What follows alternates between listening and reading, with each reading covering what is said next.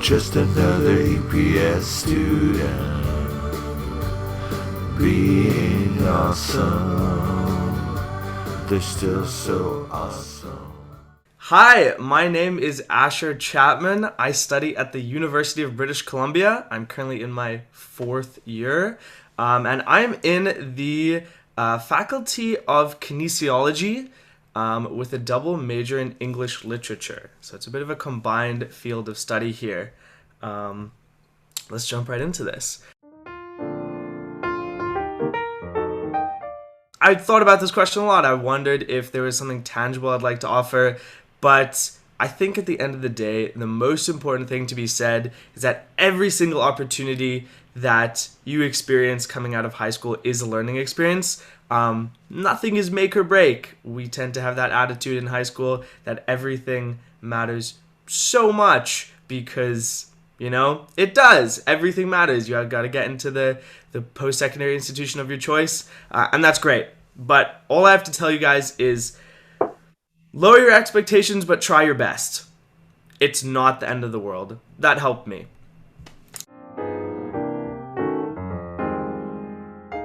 This is a great question. Traditionally, most classes in university actually have much less work. It's just weighted a lot more. So every assignment, if there's only 3 assignments, are going to be worth a lot more than the 20 assignments you might have in high school. It's not always the case, just the kind of pattern that we see for a lot of courses. Time management is key. That's all I can say. Just try your best to create some schedules for yourself and you'll be A-okay.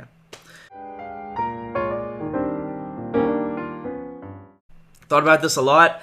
A lot of people like to say taxes and tangible things like those. But honestly, the only thing that I really wish high school had shown me was failure. I know that's like not something you wish upon your worst enemy, but when you experience, if you have the unfortunate opportunity of experience failure for the first time at university, it hits quite hard because a lot of people, such as myself, succeed through high school because you put in effort and you reap the rewards. And then university is just a whole different boatload. Once again, nothing was ever make or break. You fail a class, you retake the class, no harm, no foul. But the mentality is a little bit difficult to grasp and understand. So maybe failure. Goodness me, find something to do that isn't academic, that you love doing. That's the key there. So a club, an organization, a hobby, it really doesn't matter. It doesn't matter how much you love your program. If you burn out, which is a very real thing that happens, there's a possibility for dropout and lack of passion and desire to change subject matter. And that's not the end of the world, but it's so much easier it's so much easier to maintain interest in the field of study when you can divide your time and effort into some hobbies you enjoy. Not every club is for everyone, but I would recommend trying to find an activity you really enjoy doing that has nothing to do with your program. Worked for me.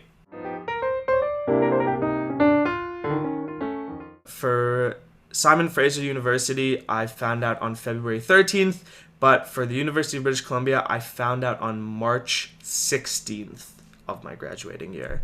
I did apply early admission. I did not receive early admission. I received regular admission on March 16th.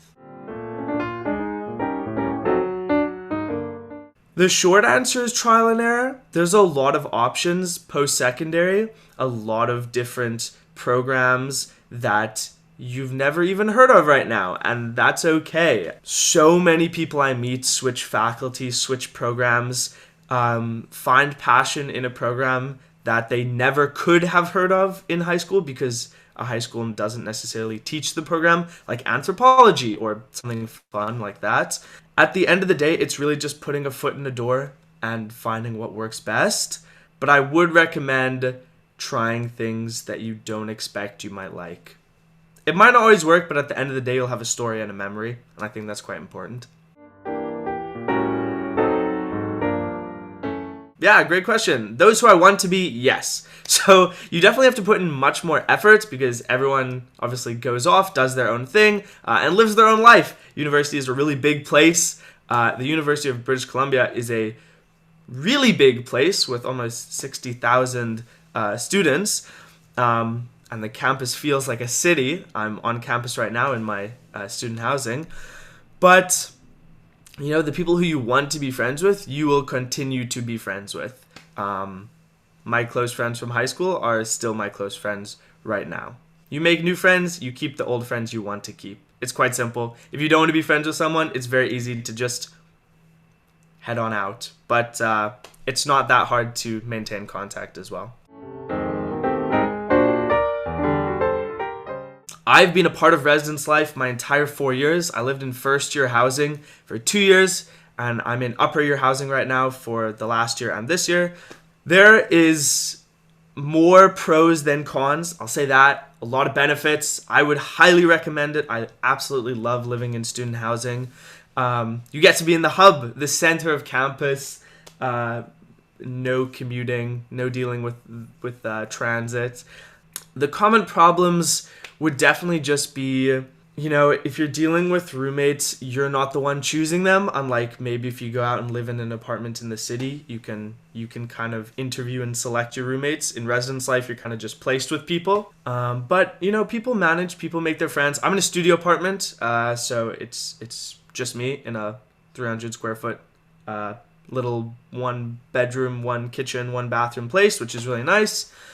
And then in first year housing, there's sometimes some noise complaints, but residence advisors exist for a reason, and they will help you out if you want them to, and most of them are pretty chill as well if you don't want them to help you out, but they are employees and they will do their best. But overall, definitely recommend residence life. The more involved you can get, the more fun it is, to be honest. One piece of advice would be live as methodically as you want to be, but take more pleasure in the moment. University is one of those experiences where it's very easy to start planning everything out. Your entire undergraduate degree, your master's degree, your doctorate, and it can be a little overwhelming when things don't go to plan. 18-year-old Asher, 5 years ago. Don't overthink things. Live in the moment. Have fun. Thank you very much. This was an interview with Asher. I hope you all enjoyed, and I will be around. Thank you. Just another EPS student. So awesome. They're still